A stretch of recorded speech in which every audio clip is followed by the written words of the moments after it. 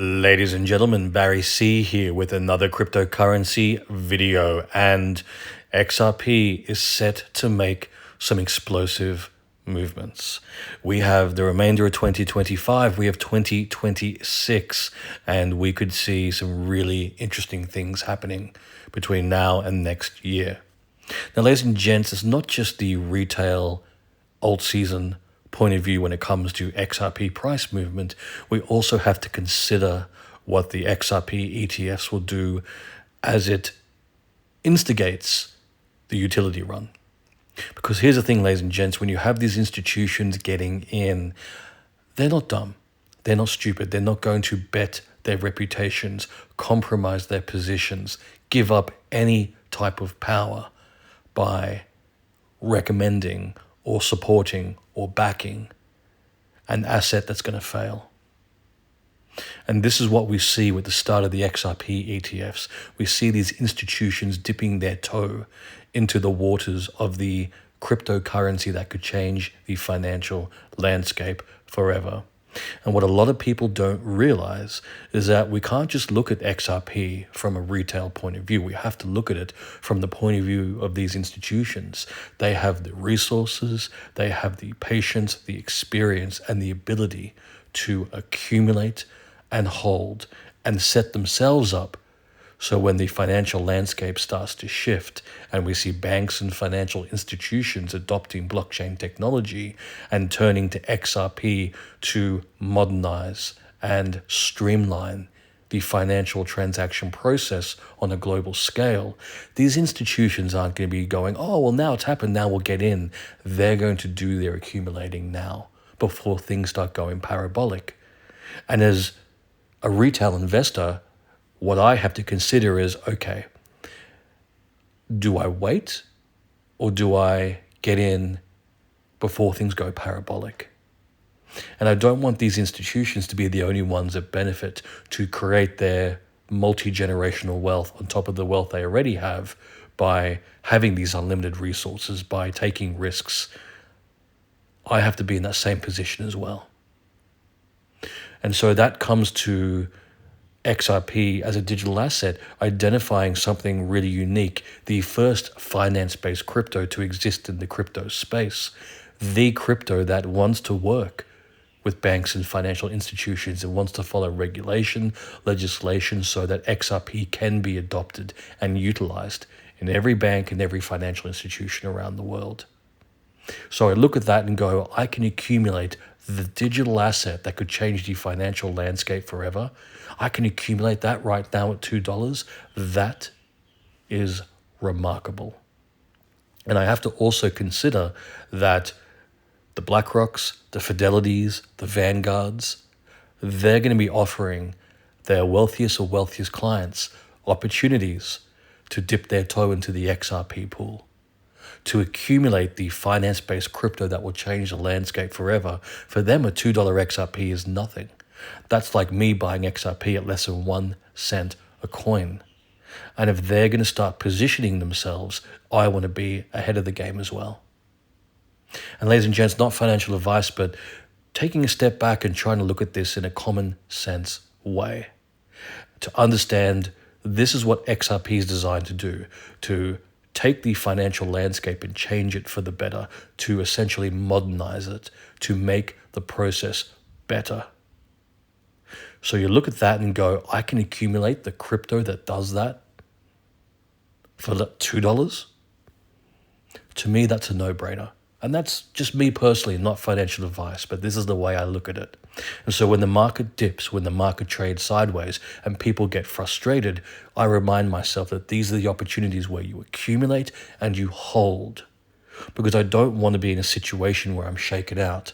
Then while I'm shaken out, these institutions behind the scenes are accumulating. They're setting themselves up for something explosive, something gigantic. And it doesn't matter what they say. You don't want to... Effectively, it's not about what they say, it's what they're doing. And we saw this happen with the Bitcoin ETFs, where people said nothing was going to happen with those. And so people sidelined themselves, and sure enough, it was the accumulation from these institutions like the BlackRocks and like the Fidelities that caused Bitcoin's price to skyrocket 12 months in advance than where it should have been. And the exact same thing will happen with XRP. And once again, it brings me back to my point. Do you want to let these institutions beat you at the game of crypto, or do you seize the opportunity? You take the calculated risk, and no matter what anyone says, you accumulate and you hold and you prepare. For me personally, that's what I'm doing. Not financial advice, not telling you, hey, go out and do this, do this. I'm just explaining, this is my mindset. This is what I'm doing. This is the value I see in XRP, and this is the calculated risks I'm taking now, the decisions that I'm making to put myself in that best position possible. So when the market does turn around, when mass adoption and mass utility and that utility run happens, I'm already placed for massive profit potential. And this is the thing, ladies and gents, it's not just about XRP going to $5 or $10 or $20. We're talking every bank around the world, every financial institution. We're talking millions and billions and trillions, tens of trillions, quadrillions. We're talking about all this money flowing directly through and directly into XRP and continuously, constantly moving through XRP. We're talking about XRP skyrocketing to a much higher price point, decoupling from crypto as we know it, no longer attached to a 4-year cycle of a Bitcoin halving event, post-halving bull run, alt season and bear market. We're talking about XRP and other finance-based cryptos like XDC, XLM, HBAR, Ondo. We're talking about all these cryptos existing in a space of their own.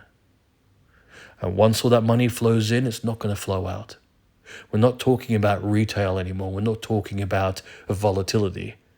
We're talking about XRP existing in a new financial framework, existing into how finance and transactions now run. We're talking about just it skyrocketing and existing in a much higher price point, effectively stabilizing at $1,000, maybe $10,000, maybe even more. And ladies and gents, once again, not financial advice, just the common sense of where I think this is all going. Because institutions are absolutely getting in. We've already seen the XRP ETFs being launched.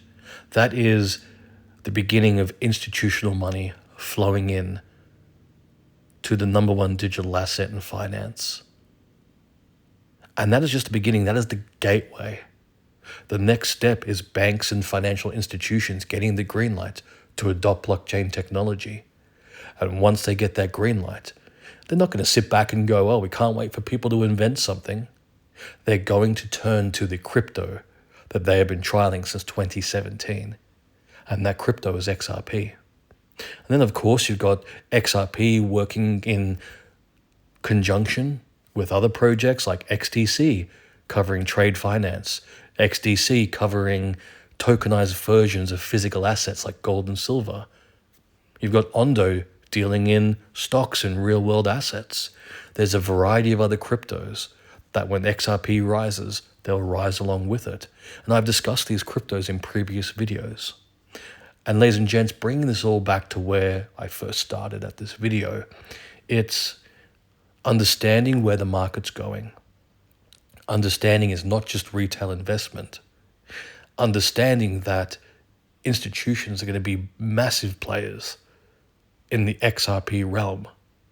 Understanding that they have the capital, they have the patience and the experience to outbid, out-accumulate, and do so without any anxiety or any emotional investment. They just see the potential and the possibility. And that's why I've always said, have that plan. Have a plan that focuses on conservative and crazy price predictions. Have a plan that involves short-term, mid-term, and long-term. And don't let anybody shake you out. Because these institutions don't get upset when someone puts out a tweet. These institutions don't get upset because of a YouTuber. These institutions, they just see the value of the asset. They invest in the asset. And they don't worry about anything outside of they're going to make money. And that's where we have to be. We have to be stubborn. For me, I ignore any of the extreme positivity. I ignore any of the extreme negativity. I focus on the value of what XRP brings to the space. That's the first finance-based crypto in existence. It's the only finance-based crypto that wanted to be adopted by all banks and all institutions. And is the only crypto in existence that has the potential of both a massive alt season rally and a massive utility run and mass adoption. And so no matter what, I'm not going to be shaken out. No one's going to tell me otherwise. And that makes me stubborn. I get it. And it's not financial advice, ladies and gents. It's just what I'm doing, how I'm positioning myself before XRP goes parabolic. Now, ladies and gents, as always, none of this is financial advice. Now, if you've enjoyed this video, please like and subscribe. And if you're curious about the other cryptos I hold outside of XRP, consider becoming a Patreon. Click the link in the description below, head across to my Patreon page, and consider becoming a Barry C VIP. There you'll have access to all the cryptos I hold, my portfolios, as well as my buy, sell, and take profit signals in real time.